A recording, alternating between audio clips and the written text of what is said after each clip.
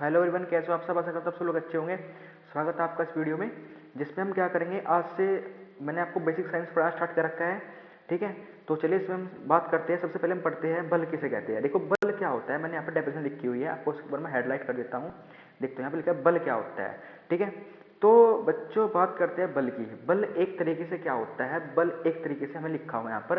बल एक प्रकार का धक्का या क्या होता है, खिंचाव होता है, ठीक है। क्या होता है, एक प्रकार का धक्का या खिंचाव होता है, जिससे किसी वस्तु की अवस्था में क्या होता है, परिवर्तन की प्रवृत्ति होती है। मतलब उससे क्या होता है, देखो बल से क्या होता है। बल क्या करता है, हाँ, एक बल आपको पढ़ा है कि बल एक धक्का या खिंचाव है, जो क्या करता है, जिसे किसी वस्तु की अवस्था में परिवर्तन की प्रवृत्ति होती है। मतलब किसी वस्तु की स्थिति में क्या होता है, इससे परिवर्तन होता है, ठीक है।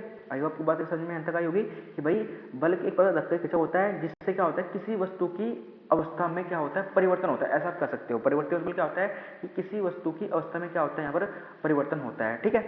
अब दूसरे शब्दों में बट एक डेफिनेशन नोट किया कि बल, इसे आप पढ़ सकते हो। अगर आप समझने के लिए पढ़िए चाहते हो तो आप इसको देख सकते हो, ठीक है। अच्छी डेफिनेशन ये भी है। फिर अब बात करते हैं इस चीज पर, ये क्या लिखा हुआ है। देखो बल का मात्रक। अब मात्रक होता है बच्चों कि बल को कैसे मापते हैं। जैसे हम वजन को नापते हैं किलोग्राम में, ठीक है। अगर हमें कोई क्या नापना है, अगर हमें कोई लंबाई नापना है तो मीटर में नापते हैं। तो ऐसे ही बल को हम हमेशा कम नापते हैं, न्यूटन में या किलोग्राम में मापते हैं, ठीक है। ये भी आपको बात समझ में यहाँ तक आई होगी, ठीक है। भाई बल को क्या मापते हैं, न्यूटन में या किलोग्राम मीटर प्रति सेकंड स्क्वायर में मापते हैं। आगे देखते हैं। अब आगे देखते हैं ये वाले क्या है। देखो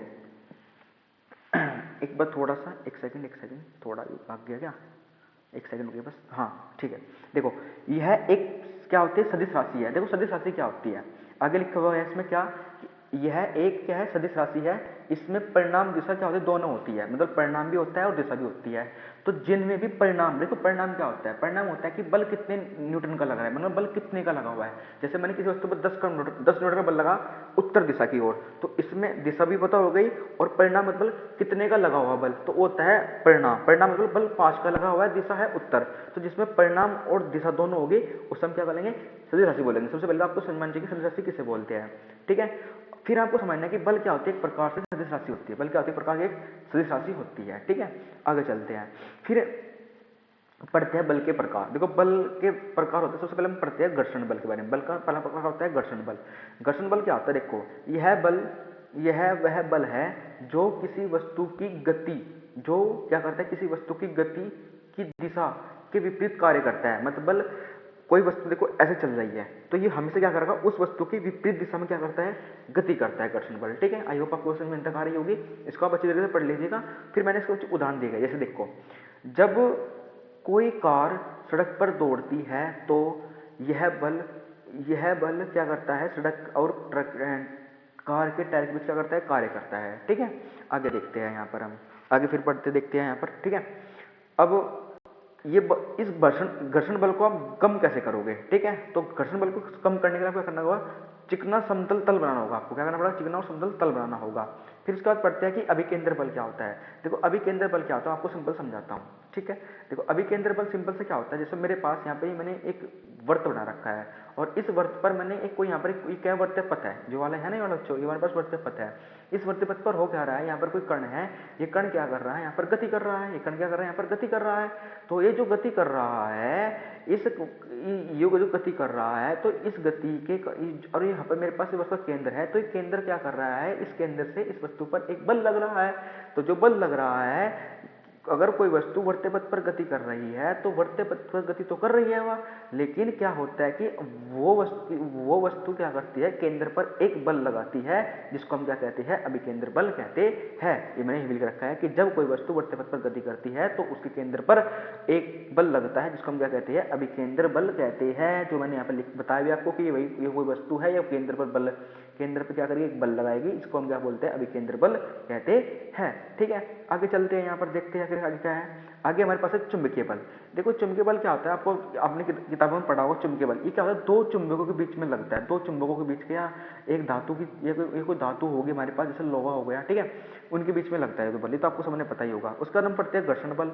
ये मैंने क्लास में एक्सप्लेन कर रखा है कि घर्षण बल क्या होता है, सॉरी गुरुत्वाकर्षण बल क्या होता है। गुरुत्वाकर्षण बल क्या होता है, ये दो वस्तुओं के बीच में लगता है। गुरुत्वाकर्षण जो बल होता है ये दो वस्तुओं के बीच में यहाँ पर लगता है। जैसे हम कोई वस्तु ऊपर फेंक रहे हैं तो ऐसा नहीं कि वो वस्तु ऊपर चलनी चाहिए, वो नीचे क्यों आती है? वो होती है घर्षण बल के कारण, क्योंकि घर्षण बल क्या करता है, उसे अब पृथ्वी की ओर, नीचे पृथ्वी की ओर आकर्षित करता है। तो क्या होता है, यहाँ पे लिखा भी है कि दो दो पिंडों के बीच लगने वाले बल को हम क्या कहते हैं? घर्षण बल कहते हैं।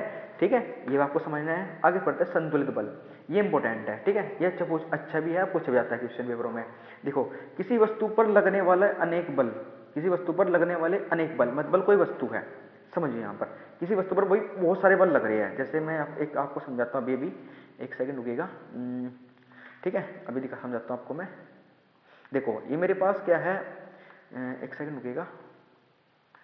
ये मेरे पास कोई वस्तु है भाई, एक बल इधर से लग रहा है इस पे, एक बल इधर से लग रहा है इस पे, इधर से लग रहा है, एक बल फिर इधर से लग रहा है, एक बल को इधर से लग रहा है, कोई बल ऊपर से लग रहा है। ठीक है, और एक बल इधर से लग रहा है। ठीक है, कोई बल, मतलब इस वस्तु पर बहुत सारे बल लग रहे हैं। तो अगर यहाँ पे लिखा भी हुआ डेफिनेशन में कि किसी वस्तु पर लगने वाले अनेक बल यदि उनका परिणाम क्या हो? शून्य है, मतलब बल। अब मेरी बात सुनो, सारे लोग मेरी बात सुनो भैया।